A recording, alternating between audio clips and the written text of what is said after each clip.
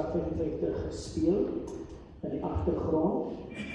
Gaan ons 'n geleentheid gee vir die volgende persone om na die kerse uit te loop. Angelina, Patricia, Glory, Kelly, Lina en Joris. Sal hulle vir ons dan na vore kom vir die onderwys vir ons Verslag 55 so sal gesien.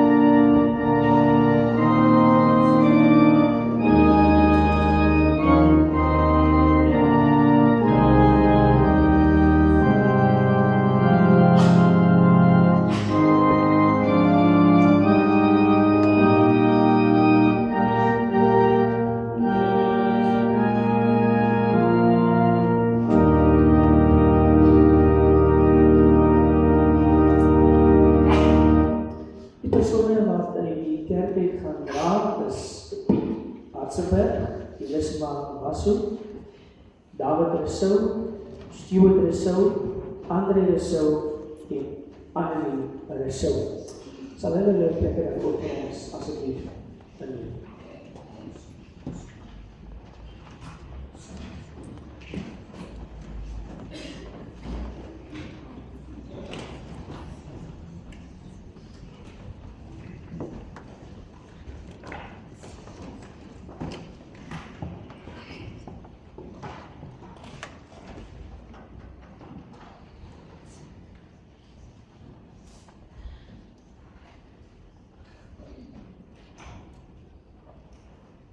Jy het gehoor omtrent so 56 jaar gelede het Antie Salot op die huisstadium saam met om David voor die eerste kansen gestaan.